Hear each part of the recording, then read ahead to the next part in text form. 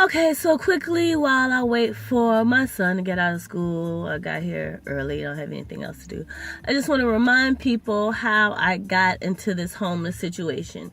True, we're all like a paycheck away from being homeless. That is truer than ever. But also, when you deal with dysfunctional people and dysfunctional systems and you put them together, I am what happens. Let's see.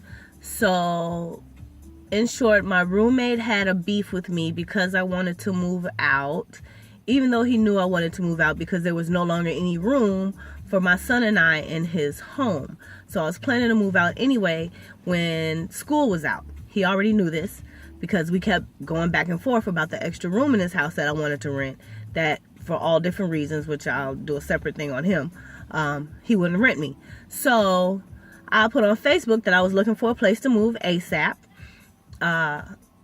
which would mean, the end of June. I put it out in May.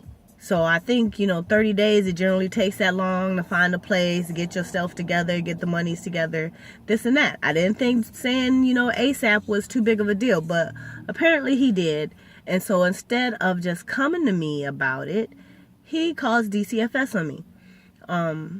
That's the only thing I can think of. I don't know why you would do it that way, but the only thing I can think of is he wanted his $500, which he could have just asked me for. I had not planned on not giving it to him because I wasn't moving out. It was the beginning of May.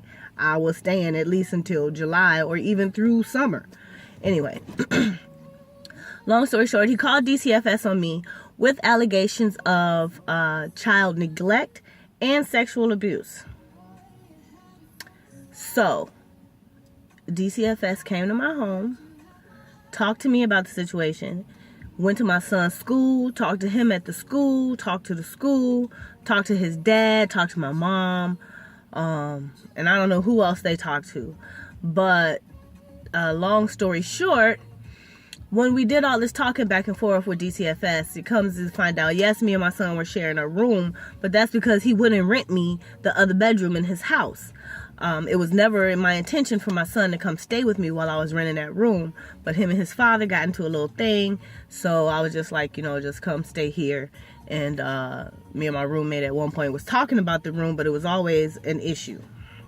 So when I figured out that he wasn't going to be able to ever rent me the room, I told him, well, I'm going to have to move because I need to find a place for me and my son, and I can't keep sharing a room with this stinky little boy. Like, literally, he's like already going through puberty, and he stinks, and he's a little boy, and he got a right to be a nasty little boy in his own space, but not when you're sharing it with me. So that's a problem, right? I don't want to yell at him for being a regular kid, but we share a room, and little boys are nasty, and they stinky, and they dirty. Love you, but I love my baby. But they nasty. So anyway, he knew that was going to be the move. So the caseworker let me know because he's the opposite sex and this and that, we can't share a room, and that's fine. So she was going to help me get an apartment. And then, so yes, I did leave him at home by himself, but not the extent to what my roommate is talking about. It might be like 30 minutes while he's in transition, while we're both in transition trying to get home. If I get stuck in traffic, he might beat me home, or whatever. And any other time I left him there longer than that, my roommate was all on board. You know what I'm saying? He was used to be so down for the program until this Facebook status. I can't believe all of this over a Facebook status. So anyway, she was going to help me find, the proper daycare and proper transportation, to help with transportation so that, if that was the problem, because he'd be waiting on me at school or whatever, I can't afford after school care, anything. He was going to help me find transportation and as well as help me find housing. And they were going to hook me up with what they call these inline services or whatever. All with it, right? Totally on board. Catholic Charities was going to give me first and last month rent to help me move. Boom, got it all planned out. So then when I'm found not guilty, which is a blessing, it's not like I wasn't gonna not be found not guilty, but being found guilty would have caused a whole bunch of problems because I work with children, like I'm a teaching artist in the school, so that would have like jacked me up. And I plan on doing my summer camp that I like doing, that I had just started doing before all of this got started. Anyway, so yeah, being found guilty would have totally messed me up for life, and then I would have went to jail for murder. Anyway, so once I was found unfounded or not guilty, DCFS disappeared. No longer were they going to help me. No longer with anything. No housing, no child care, nothing. So I no longer get any services because why? I'm not guilty. So you only help the guilty? I'm still in the same predicament. That didn't change. But because you knew I was not guilty of those things, I can just be on my own and find my own help. So that left me homeless because I'm not going to keep living with the person who called DCFS on me. And I wasn't prepared to move at that point. I was just preparing to move, just saving money to move, just doing the research and getting my credit in order to move. I wasn't ready to go right now. That's how come I don't know why he didn't just come talk to me.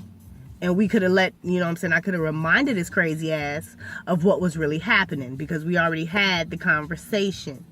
So, yeah. So that's how DCFS left me homeless. That's how easy it is for somebody to rat on you with DCFS and ruin your life because they don't have to prove anything about it. You cannot leave your child at home alone in Illinois unless they are 14. I found that out. But it's okay for them to walk back and forth to school up to a mile by themselves.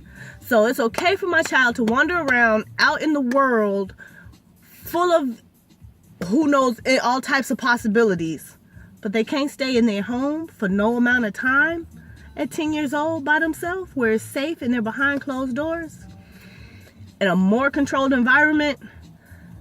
Somebody needs to rethink these laws because that don't quite make sense. Anyway, so yeah, I did find that out. Alright, so yeah, that's how that happened. And then I will tell you about the relationship with me and this roommate and the previous roommate. Because all of those things are important.